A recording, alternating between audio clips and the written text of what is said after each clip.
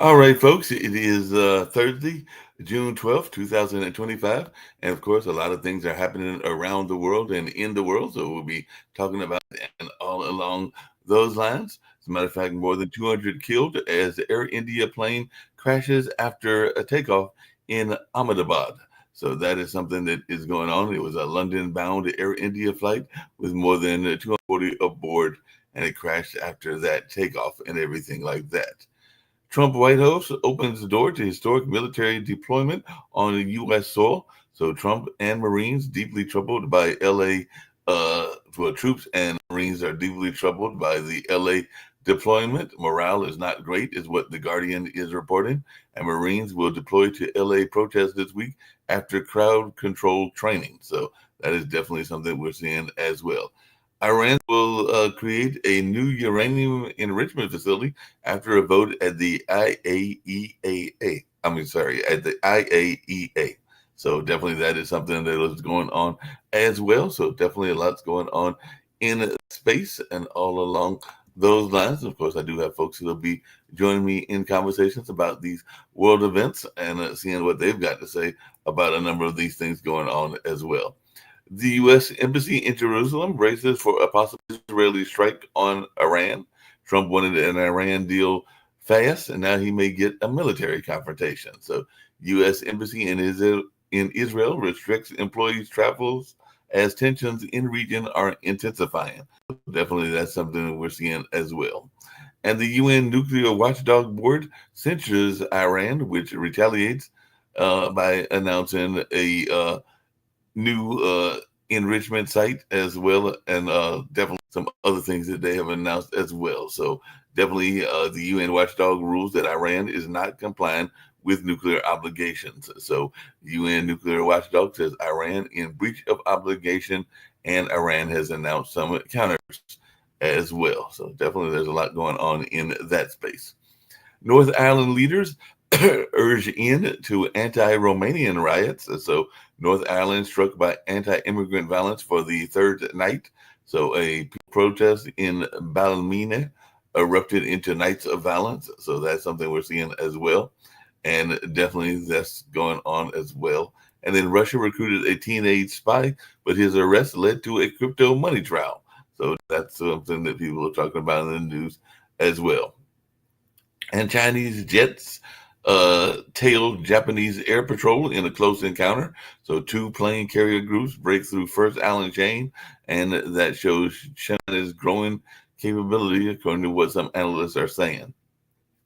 So Japan says Chinese fighter jet flew too close to its military plane. So that's something that is also in the news. And pictures are beginning to emerge of the suspect in the Austrian school shooting. So, Austrian school shooter planned attack in detail, but his motives remain unclear, according to investigators in that part of the world. Police are seeking answers as Austria mourns of one of the worst shootings in its history, and definitely that's something that's going on in that part of the world. Whereas Chris Mason says that spending review a gamble on patience in an era of impatience, and then the UK. So Rachel Reeves' big government rhetoric is a warning sign for Britain, according to the Economist. So that's something that folks are talking about as well. And the Gaza Humanitarian Foundation Hamas attack has killed multiple aid workers. So that's something else that's in the news as well. So definitely people are talking about that, as Hamas says it killed 12 Israeli-backed fighters, and Israeli supported group says they were aid workers, and all in that line. So definitely a lot's going on in the Middle East as Netanyahu's government faces a possible collapse as opposition moves to dissolve the Knesset. So Netanyahu survived the vote to dissolve the parliament, but he did emerge weakened and everything like that. So looks like the Israeli coalition survived the vote to dissolve the parliament over army tensions. And the UK agrees to a post-Brexit deal over Gibraltar. So EU and UK reach an accord on cross-border trade and travel in Gibraltar. So that's something that is in the news as well. An Israeli fire killed 60 in Gaza, many near aid site, according to what medics reported in that area.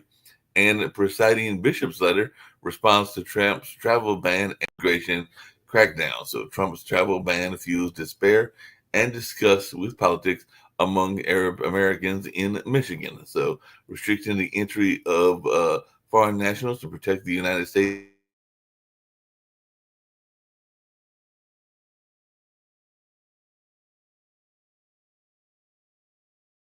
from foreign. White House is saying at least 49 have died in flooding in South Africa, with the toll expected to rise. And that's according to those in that area, as the death toll in South Africa floods rise to 57, as officials say rescue attempts were paralyzed. So definitely that's something that is in the news as well. And in Israel is holding 2 Gaza activists in solitary confinement, according to NGO claims. So Rights Group says 6 Gaza aid boats activists to be deported from Israel, and all along those lines. And Greta Thunberg was deported from Israel and denounces war crimes. And as reported yesterday, Kiev's historic cathedral was damaged in those Russian airstrikes, and all along those lines. Whereas the government of Canada officials are to provide technical briefings on the 2025 G7 Leader Summit. So G7 is trying to avoid Trump conflict by scrapping a joint communique. So Trump and trade loom over Canada's G7 summit. So definitely we'll see what goes there. CDV News says the G7 will be a success if Trump doesn't have an eruption. And that's what some experts said in that area. And Japan's Princess Kako addresses Brazil's Congress and meets with Lula in the president's palace. So there's some conversation going on between Japan and Brazil as well. So we'll see how this all plays out also. So definitely that's something that people can be talking about on this particular edition of the news report and along those lines. So definitely lots going on in that space. I've got Steve Rao with me, so I'm going to bring Steve in, see what he's got to say about some things going on in the world. And I've also got John from Canada, and we'll see if others join us as well. But those protests are definitely heating up, and it looks like the Los Angeles is under curfew for a second night, with those Marines expected to come in. And it looks like Trump is jumping into a GOP tax cut conundrum and everything. So Senate Republicans want Trump's tax cuts in domestic policy bill. So it looks like Republicans have laid the groundwork for a total tax cliff at the end of Trump's term. So definitely, and Trump is to attend Les Mis at Kennedy Center as a felon, and we love you, inside Trump's charge visit to the Kennedy Center. And apparently there were some folks in drag that were protesting as well. So it'll be interesting to see. And like I said, there's several No King protests, including some right here in the Triangle, that'll be taking place on Saturday and all along those lines. But there's several around the country. But how are you doing, Steve? And yeah, just came in for a few. I was going to open up today and I got a little late. But real quickly, I think that what I was going to open up with today, but I'll begin again tomorrow with it, is it's interesting to see this enforcement by ICE, the protests, the fear that's going on in these communities has taken us off the focus. I think needs to be streamlining our immigration system. Yes, we have an illegal immigration issue in America, but I think coming in and disrupting communities isn't the right way to do it. And this is the fear and more protest. What I really wish the Congress and the president would do is focus on the legal immigration issue and streamlining that so that we have the best and brightest in America coming here. We can figure out ways for those who are here illegally to continue to work while they're bringing in dollars and much needed labor to our economy. And at the same time, addressing that you simply just can't come to the border and cross over the country. But I think we went away from reason and from trying to solve a problem to creating a situation where we're just deploying National Guard troops and creating a sense of friction in our political environment. So immigration is a complex issue. It's not a dirty word. It's got to be done right. Our system is a bit antiquated. And I think that's my take on that. But I think that with what's going on in California, Spokane, Washington, other states around the country, and now North Carolina, I've been asked to speak to the press about this issue, and I will be. But as an elected official, I did not feel that would be prudent to go and protest, just because I feel like, I hate doing. I don't do much protest as an elected official, just not my style. I feel like I got to represent the people, especially at the local level, and I just feel like it's kind of, if you get arrested in a protest, the arrest is on your record. Yeah. It could hurt you when you apply for that next job. But that's my take. I think it's time for us to do it. And of course, Britain's economy is down by 0.3%. I pray for India. I'm going to post something about that. Very sad about that. And glad to be here, Mark. Oh yeah, and it looks like RFK and Jacoby and John from Canada and everything, but it looks like he has replaced the fired U.S.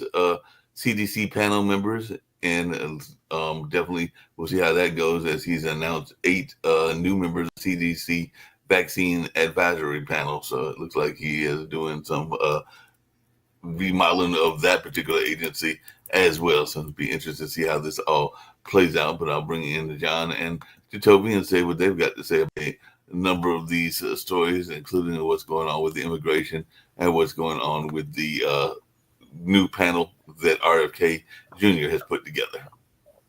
Yeah, just from what I see, the most of Trump's immigration policy has been on enforcement rather than really resolving the broader immigration issues through reform, unfortunately. Yeah, that's an interesting thing. Hey, Jacoby, I know one of the things you've been talking about is the attack on Black and brown folks and everything. And the New York Times just reported that a Hispanic serving college program is discriminatory, is what is arguing. So Tennessee is suing the U.S. Education Department over grants for Hispanic serving colleges and everything like that. So they are claiming, and this is from the Chronicle of Higher Education, that funding for Hispanic serving institutions is discriminatory and unconstitutional. So we'll see if he gets a victory in this particular lawsuit, or if it is defeated by the Supreme Court and some of the other votes as well. And then it also looks like the House is going to be voting on Trump's request to cut for NPR, PBS, and foreign aid. So public media funding up in the air as the House prepares to vote on clawbacks, is what they're calling them, and everything. So definitely looks like there's a lot of agencies and organizations are being targeted by the Trump administration, including NPR, PBS, and what some people might call affirmative action kind of education programs and everything like that. So what's your take on these late taxes, Obi? You're on mute, Jacoby. Oh, you might have frozen. Any thoughts on that? Oh, go ahead. In fear. Hey, Mark, I got to run, but I want to thank everyone for coming. And John, you brought up a good point, and I think it's just a disruptive time out there. Everything going on. Canada's going to be looking at the U.S. now. Going, God, I'm glad I'm in Canada. I mean, these are I felt that way during the first term of Trump, and even more so now. So I'm thrilled to be living in Canada.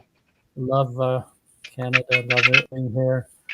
No interest in moving to the States. You guys, Trumpism, good luck. That's all I got to say. I know. Yeah. Jacoby, I don't know.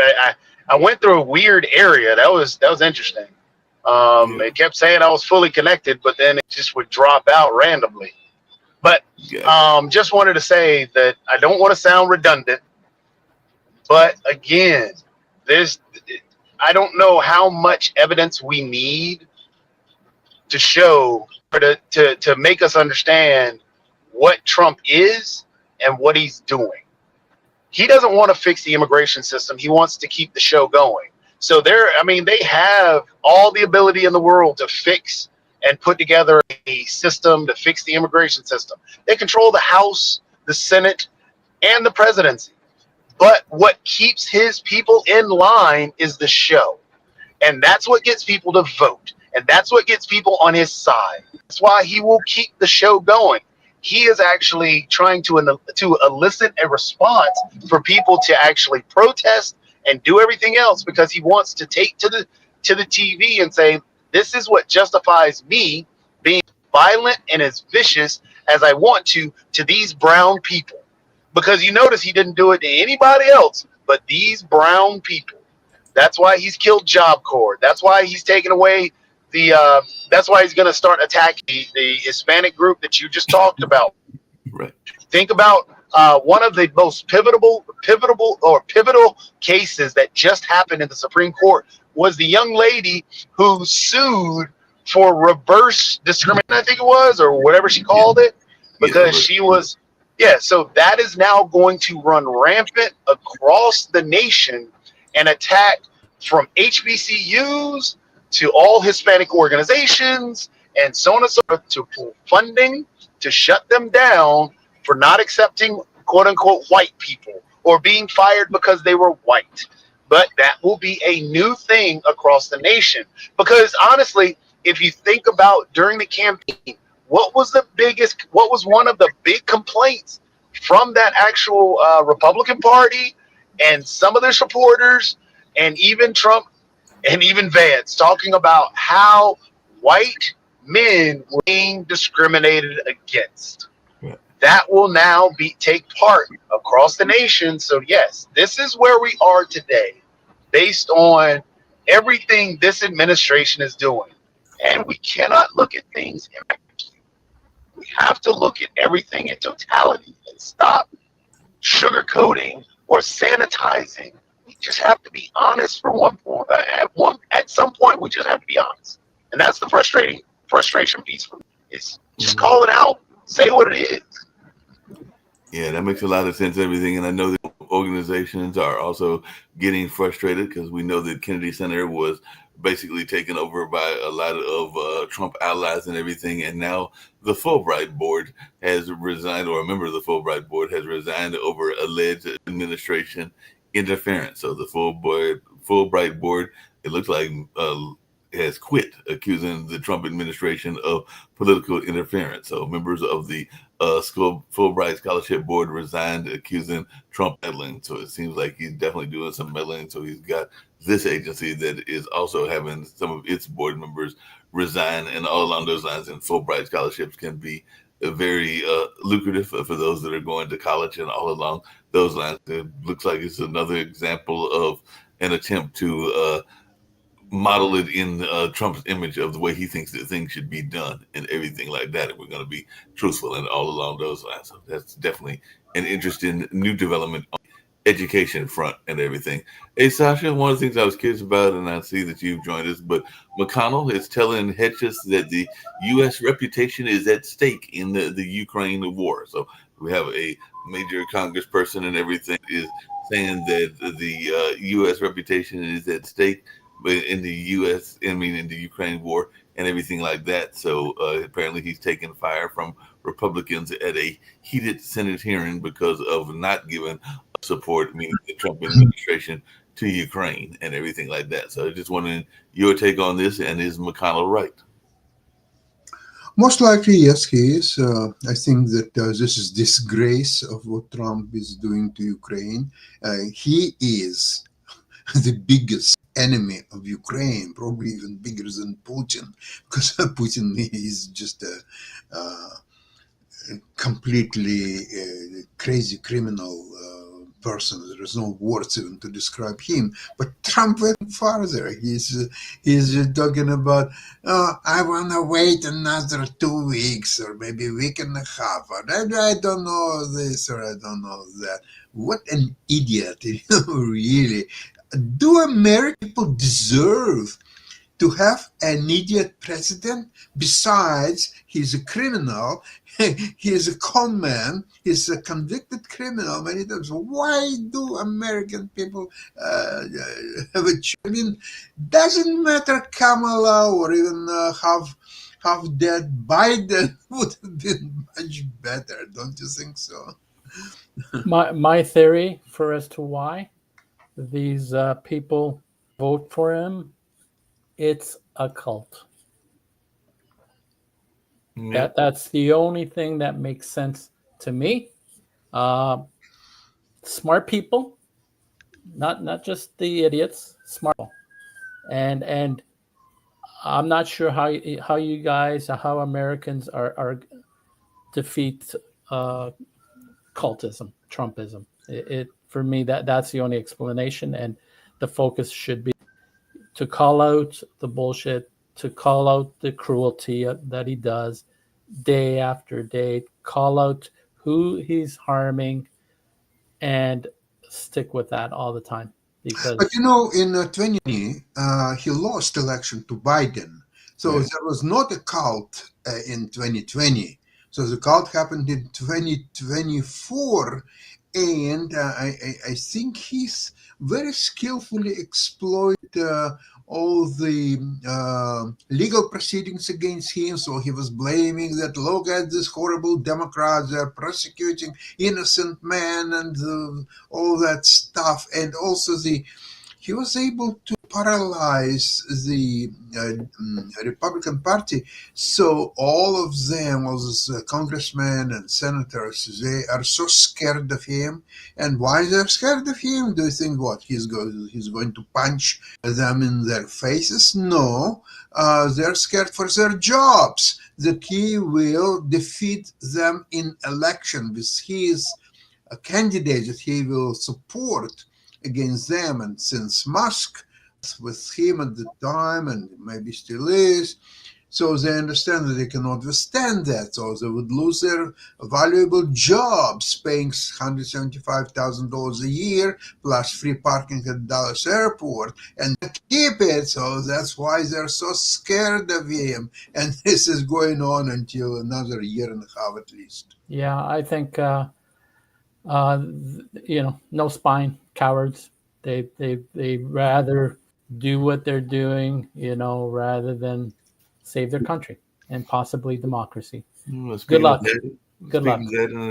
Along those lines, another thing in the news has been in the news as long as Pod TV has been around. Has been the notion of climate change, and it's another case of a reversal of rules, because the EPA is now saying that power plant carbon emissions aren't dangerous, and the EPA is moving to repeal the limits on greenhouse gas emissions by power plants. So do you think that we're going to see the United States become like some of the third world countries that have a significant amounts of pollution? I'm thinking about those in Asia, like India and others that have been noted to have a lot of pollution in their area and everything like that. So we're going to see more of this kind of pollution because of less enforcement of EPA. Yes. Of course. The answer is yes. It's all about money. And John is right. It is a cult. But also, Sasha, I think it's more than just they're afraid of losing their jobs or their power and all the other stuff. There is a threat there. There is a legitimate threat there because of what John points out. It being a cult, if you threaten a leader, then that means that cult will really turn violent towards you, which is what Mitt Romney actually discussed, and some of the others in the GOP have discussed, but they've done it behind closed doors, about the violent threats to their family and the violence towards them. So it being a cult, yeah, there's the I don't want to lose power, I don't want to lose my Dulles Airport free parking, but there's also, hey, I don't want my child to go to school and come home with a black eye, broken arm, because I said something bad about Trump. And that's the scary part where we are. Well, if you look at Elon Musk and say Nikki Haley, for example, she was openly against Trump, and nothing terrible thing got happened to her yet. Well, yeah, but they all Sasha, go back.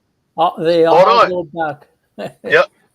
Just to point out, Nikki Haley changed her tune quick when she found out that she wasn't going to win. She changed her tune and supported Trump wholeheartedly. Yeah, Elon Musk, when he had a spat, remember, Elon Musk had a black eye. It wasn't from his kid who he told everybody. It wasn't from his kid. So Elon Musk, yeah, he left the White House mad from that black eye. But now look at him now.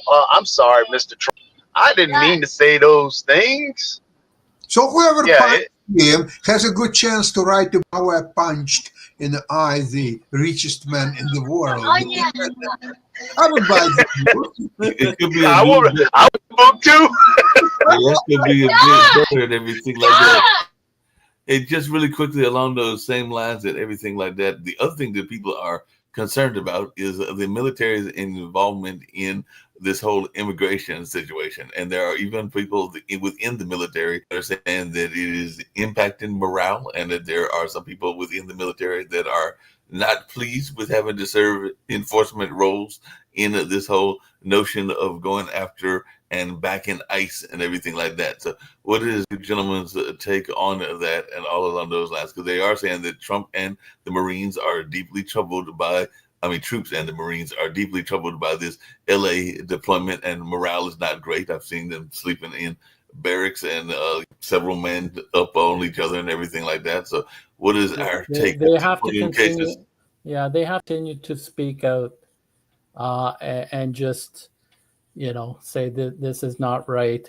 They have to shame people that do that, because if there's no personal motivation to call it out, it's not going to end. Yeah, but hopefully more people will do that. I mean, as I recall history, that was part of what went on in Vietnam, was that there were people in the Vietnam War and in Korea and some of our other conflicts that spoke out against the war, even though they were within the military. So this might be one where folks have to speak out if they are seeing things that are not fair and all along those lines, or that are not being done correctly. And But it's even legality of bringing the troops when governor of state didn't ask you to do so, and you on your own. I think it's already illegal, and actually Trump contradicts himself. And he, few years ago, he was asked to bring in federal troops, and he said, "I can't do it because the governor asked me to do so." So he contradicts himself, and he's doing probably outright illegal thing by bringing in the troops. Yep, that's definitely, and he did kind of, that was after the Floyd incident and things in Minnesota that he was asked to bring in those federal troops and everything like that. And apparently he's also pissed off another member of the Senate, because Senate Rand Paul says he was uninvited to the White House picnic over breaks with Trump, because he's definitely had some breaks with Trump as well. But now Donald Trump is trying to clarify Rand Paul's invite to the White House party and everything like that, because there is this big Army celebration, which is also his birthday as well. So definitely Rand Paul says White House excluded his family from the picnic as punishment for some of his stances and everything like that. So we're going to see some more people that are going to be disinvited to this lovely party. I didn't get my invitation, but then again, if I was invited and everything like that, but maybe you gentlemen are waiting for yours. That, Mark, but there are uprising in the same day being prepared in hundreds of U.S. cities. Right. The uprising against Trump in particularly. Mhm. And so we will see how that day will end up for Trump. It remains to be seen. Yeah, because there, like I said before, there are protests here in several of our North Carolina cities, including I'm in Durham, that are planned and everything. And there are several throughout, I think, just about every state in the nation and everything, including some in D.C. itself. So it ought to be interesting to see how much this party and celebration of both his birthday and gets met with some sort of resistance and everything like that. Because there's definitely a lot of folks that are.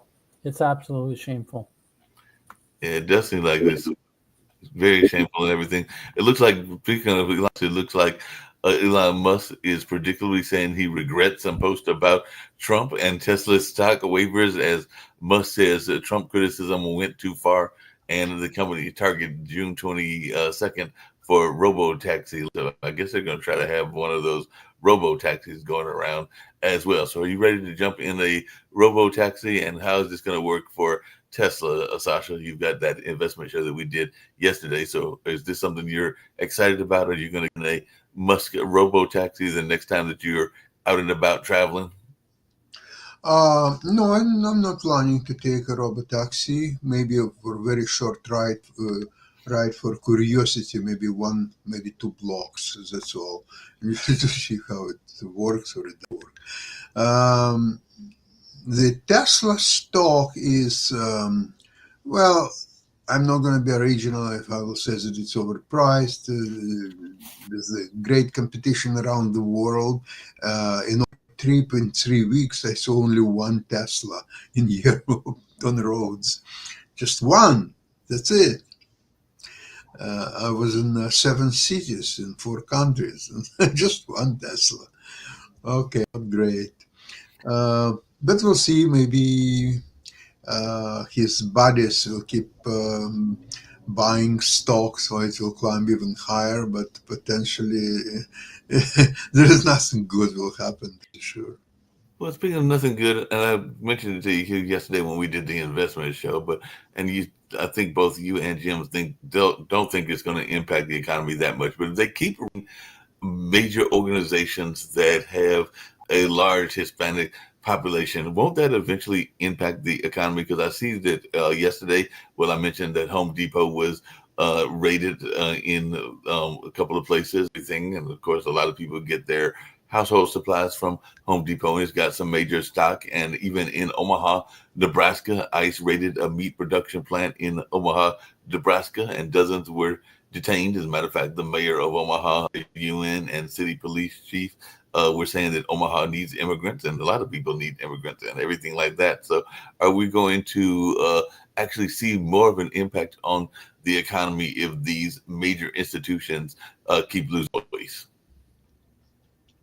That's a good question. Today was a release of a new economic data. It shows positive news about inflation being in check and actually coming a little bit lower than expected.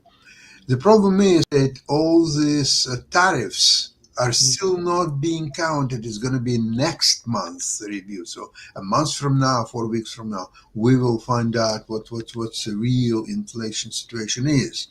And therefore, I'm slightly worried about it. I have a lot of holdings in US, and US dollar is going down naturally. But that doesn't bother me as much as overall situation where market can drop 10, 20% almost in no time without any warnings. And we know that when market collapses 20%, it's happening almost overnight, like in 15 minutes time. And then it will take 2-3 months to climb back to same level where it was before, if it will climb to same level. It may not. So therefore, the situation is worrisome, really. It's worrisome, and I have during the day I have temptation to cash in, take all my profit, and just go into a completely cash position. And I'm fighting this temptation. I know that it's not right, at least at this point. So I'm giving myself another 2 weeks to hang in, and then everything will be all right. Then collapse all my holdings and just go into cash. Yeah, it makes sense. What are we going to do about these tariffs? Because I had not seen this, but Axios reported, I guess, yesterday that Trump is warning a take it or leave it. A trade offer is coming within days. So he's saying again that he'll set unilateral tariffs in 2 weeks and everything like that. I thought he had done that earlier. And Trump's done deal with China just brings us back to Liberation Day levels, is what Fortune is reporting. So are we going to see even more enforcement of these tariffs, and is he still trying to get these various countries to come to the negotiating tables and everything like that? Tariffs, and because I think even where y'all are at in Canada, y'all have resisted this notion of tariffs and everything along those lines. So what does he mean by a take it or leave it trade offer in your opinions? Well, have you heard TACO? Trump always chickens out. That's exactly the classic of what's happened here. In Canada, Canadian territory, I think it's lost to Trump. As I said yesterday, I was in the airport section when there are flights to and from United States. Empty, not a single passenger, not a single flight attendant or people who check in.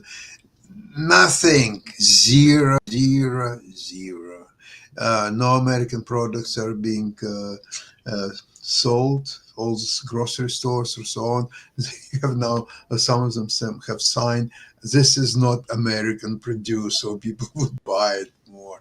Because when you have something on the shelves and it doesn't say where it's coming from, then you don't know, is it from US? Some people asking attendants in the grocery store, is this produced, where it's coming from? So they have to say where it's coming from. I do have a question. What's the best strategy to fight against this cult? How do you convince people that perhaps, you kind of think, okay, Trump term one was, I guess people thought they'd vote for him. But they voted again. Do they have to suffer the consequences of their choice? Like, again, I'm not going after the core cult MAGA person, because I doubt anything's going to, penetrate their brain. But the smart people, like the people that should know better, what's the strategy to somehow convince, and maybe there's nothing. Maybe you can't talk to them. You have to experience it at a personal level where they get harmed. In my opinion, every movement needs leadership. Right now, there are a lot of people who are unhappy with Trump, but there's no leadership. It could be that Newsom may become a leader against his will, in fact, simply because of what's happening in California. So he may take upon himself a leadership position without necessarily by design, but just by situation, what's happening. And if he will tune the troll and he will really put his brain and his talents behind him, he may become a leader of the anti-Trump movement. And the more when they will see that there is a leadership, they will come to the streets. And that's the only thing what can save America. You cannot rely on, Constitution says that, and they have these laws and that law. Not going to help them. There were very good laws in Germany in 19th. So maybe it's a time when it's all going to get some shape and result into some actions. So you're saying until the Democratic Party, either through someone like Newsom or someone else, can rally, I guess, the people. Yeah, there must be a leadership. Without leadership, okay. The leadership, but then there's also the notion of there are some people that are so stuck in their ways that literally they will always put it on the other side and everything like that. We've even seen a number of cases where they are always going back to blaming Biden. Biden's not been in the administration now for a while. This is a Trump administration that is doing these things like sending the military to LA and all along those lines. But you got folks that until, John, to your point, until it hits them directly, they will not believe it. And then you've got some people that can hit them directly and they still won't believe it. I mean, we have a woman that hasn't been on this show recently, but she was a devout Trump person, that being Miss Gretchen and everything. And she works in the farms in like the center part of the United States and everything. So she's basically a rancher and everything. And even though, my understanding is, farms have been directly impacted by some of Trump's policies, I'm sure that if we brought her back, she would probably be still singing the praises of Trump and everything along those lines. Because even though it has probably impacted her farm and the money that she's making, her and her husband and their family, I don't know that she would ever get past her love of Trump. So she might be one of those deep MAGA people that you're talking about. I mean, just recently, the press secretary admitted that common sense, and that's her words, not mine, Trump was just making stuff up. So if you got your press secretary saying that you're just making stuff up and everything along those lines, then that ought to be a warning sign and everything like that. And of course, he's definitely done some other ramblings and other things that didn't make quite sense. But you've got folks that are coming to his defense, or actually even sometimes blaming it on the past administration. And at some point, we've got to get past some of that past tense kind of conversation, because a lot of the conversation is now, and people bring it up even on this show and other shows, that is the reason that the economy is the way the economy is, or the reason this is the way it is because of how people that were in past administrations acted or did not act and everything like that. So there's a lot of this conversation around race and all along those lines in that space. But that was then, and this is now, and everything like that. But you still got people that are trying to put it in the context of this whole notion of, I think, what Toby calls whataboutism. And that is definitely a term that I've heard other people use as well. So it's all about this whole notion of let's blame the other side. Yeah, in my understanding, the farmers were hurt during Trump's first term. Mm-hmm. So again, like, I mean, don't the farmers talk to each other? Like, it's a cult. I mean, Trump had to bail a whole bunch of farms in the Midwest during Trump 1. Yeah, we did have to bail. And probably a large portion voted him in again. Like, it's insanity. Like, I don't get it. And a lot of people, even in the States, don't get it either. And they're trying to figure out the reasoning that people have for the voting the way that they do and everything. And sometimes it is fear.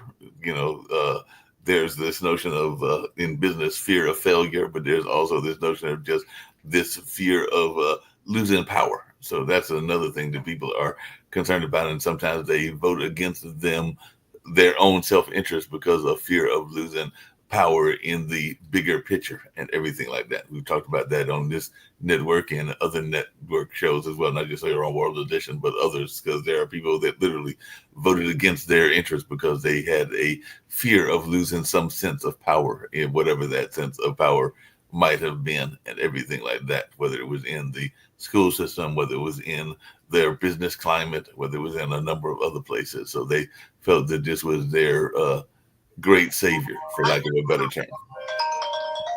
Yeah, I hope Sasha's right. If it's the solution is that, democratic leaders or an individual or, a group of them come up with messaging that somehow galvanize the American public, that the approach via Trump is going to end in disaster. I was hoping that they would realize it themselves, but maybe not. Human nature being what it is. Human nature being what it is. Sometimes people don't see the forest for the trees, as the old expression goes, and everything along those lines. So definitely there could be a case of them missing out and all in that space. I mean, there is occasionally pushback. Like right now, one of the things that we talked about on this network is the sense, and actually Sasha just came back from a trip, of how accountable the air traffic is, both in the United States and around the world, because we're always seeing these plane crashes and everything. So the Senate was just recently grilling Trump's FAA nominee, and he's saying that he's going to hold Boeing accountable. And definitely he was grilled over the air traffic control system and safety at even the Reagan National Airport, because from what my understanding is, that is one of the most stressful jobs that is out there in the world, and has been for decades and everything, because you're in control of millions of lives and everything as people are flying to and from. And sometimes if you look at the crisscross map and everything, it's amazing that we don't have more crashes, because it just looks very scary when you look at those maps of the ways that the flights are passed and going back and forth and everything like that. So if you look at the map, you can sometimes be like, wait, I'm surprised we don't have more crashes, but they do a fairly good job of keeping us safe and everything like that. But there is definitely going to be interesting, because I want to say this last year probably was the most crashes that we've had in a few years and everything like that. So, and people are very stressed out by that job. So I don't know how much traveling you do, John. I know that Sasha has done quite a bit, because he was in Europe recently, and then of course he was down in the Caribbean. So I don't know how safe you feel when you get in a plane from Canada to even Europe or other places, or if you do much travel in that sense. Yeah, we go once a year on average through COVID. During COVID, we didn't, but usually down in the Caribbean, I refuse to go to the States, not just for safety or being afraid. I will not go to the States until Trump leaves. So yeah, one of those folks is like, until Trump leaves, you're not going to plan to come at all to this area, just because, is it because of fear of running into these folks and probably wanting to do something to No, it's because of his comments of quote unquote wanting Canada to be the 51st state. Well, we love California to become our 11th province. Come on. Yeah, that never made any sense to me and everything like that. And it can also have some consequences that you might not be expecting as well, because I do see that the Democratic governors are seeking to roll back state-funded health care for undocumented immigrants and everything. So like that. So Minnesota legislators passed a gloomy $66 billion budget, and definitely there are some things that are impacting even the healthcare. Because one of the things that I've admired about Canada, and I do have relatives there in Canada, including a couple of cousins that live up there that are very much involved in the native side of my family and everything like that, and very involved in powwows and native crafts and all along those lines. And that being said, they moved there to Canada and have loved being in Canada, and I don't think that they have any desire to come back. My cousin Will and some of the other family members that are up there as well, because of the health care that they receive in that area, and just also their love of that area. Matter of fact, one of them found his lady love, even though they went their separate paths and are no longer together, but they did have kids, and the kids are up there, and they're enjoying the education system up there in Canada as well. So yeah, I have a great deal of respect for the Canadian lifestyle, but particularly Canadian healthcare. So we probably need to do something similar to that here. Just one other point on tourism from Canada to the States. I'm not alone. There's a large a percentage of Canadians that like me. In fact, some friends of mine who used to they bought condos in Florida. A couple of them are selling and moving back. They've had enough. So, and DeSantis says he doesn't care. Okay, fine. We don't care that he doesn't care. And not be, in talking to some of these people who have decided to do that, it's not because of fear. It's just, again, Canada, 51st state, that kind of rhetoric. Also, they're not feeling as welcome as they used to.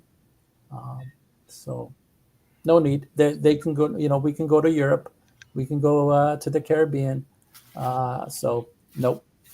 By the way, both destinations, Europe and Caribbean, are so much better than United States in every respect. Economically better, the lifestyle is much better, the comfort is much better, every aspect. So people who are going to United States, like in Florida, those condominiums and so on, it's a losing proposition.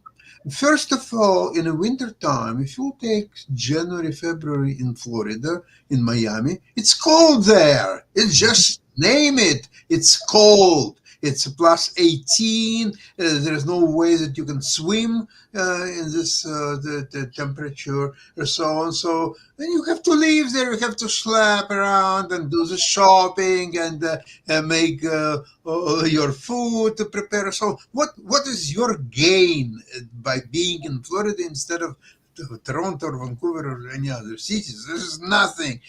It's just at home you have your own ways. You know where to shop. You know how to prepare foods that you want to prepare. And in Florida, it's a completely different thing. And what you get instead, you don't have even warm weather. You don't. Now, for warm weather, you really have to go to the Caribbean. January, December, February. I was in Aruba probably every single month, except maybe in September I wouldn't go to Aruba because September is very pleasant here in Toronto. So why would I go to Aruba? Yeah, for us, we go down Aruba. We've been a couple times. Bahamas a couple times. Yeah, Cuba's cheap. The food kind of sucks, okay. but the beaches are nice. The people are I friendly. was in Cuba, but I'm not going there. See, the problem is if you are going to Cuba, and let's see, once you will go to Dominican Republic, from that point on, you will never consider going to Cuba again. Dominican Republic, now that's where you are. Okay, you get the next level. Now, if you're going to Aruba, you will never go again to Dominican Republic because there's a great, incredible difference between Aruba and Dominican Republic. Although there are some very good resorts in Dominican Republic, but I feel like to go to a Dominican Republic, I feel like I'm being downgraded. But what I will do most likely, I will go to Puerto Rico, to San Juan. The reason is that I want to take a cruise. And all cruises, 99% of them are going out from Miami or Fort Lauderdale. Right. And I don't want to go to neither Miami or Fort Lauderdale. So I'm looking for cruises that are departing and coming back to non-United States destinations. And one I found, Norwegian Cruise Line from Puerto Rico. And it has a nice little 7-day cruise, and it ends in Puerto Rico. So now from after cruise, I can stay for a week or two in Puerto Rico hotel and just enjoy it. I've been in Puerto Rico several times. It's okay. It's not Aruba, but it's okay. Yeah, I was in Puerto Rico not that long ago. It's a nice little area and everything like that, and all along those lines. So I did enjoy it on my one cruise that I've been on and everything. Maybe I'll go on another trip. Have some friends that are of Puerto Rican descent, so they keep telling me that it's a fun time to go, particularly in certain times of festivals, just like Brazil and other things. So I will definitely check into Puerto Rico as a place to go and all along those lines. I just saw that North Carolina, and Kim, if she was here, would be interested in this because apparently we just passed a bill removing concealed carry permits and everything like that because that was a thing that was allowed, and now they passed a bill that has removed that, and we'll see if Josh Stein maintains that. And I know that Josh is a friend of Steve Brown, who was just here earlier, and everything along those lines. So it'll be interesting to see what goes on with this whole concealed carry. Do y'all do a lot, and then we'll get ready to wrap up shortly, of building? Because I have friends, and there are some on the network that are in Missouri, and it looks like they are going to be doing a major stadium rehaul in Kansas City, which is the home of both the Kansas City Chiefs and the Kansas City Royals, the baseball team and everything. So not knowing as much as I should know about Canada, there are a lot of these stadium rehauls and stadium funding that goes there in Canada because apparently they just passed a major bill to get some funding to their stadium and to give it some upgrades and everything, even though I thought the stadium was there. I've not visited it, but from what I've seen on TV, it looked like a good stadium as it was. But hey, maybe they want to spend some additional money. But I just wondered, do y'all do a lot of that in Canada, whether it's in Toronto or in Vancouver or some of the other bigger provinces from what you hear? Because this is something that I'm always hearing where they're always wanting to upgrade the stadiums here in the States and everything. Yeah, so Sky Dome in Toronto, they just completed, I think they completed it last year, a major renovation. They spent a ton of money the and they use it mostly for baseball, Toronto Blue Jays, and obviously music events. So they did, like I said, they finished, spent a lot of money renovating it. I think it's like 30 years old now. So I don't know about Vancouver. I know they have a stadium. Yeah. They play CFL football there as well.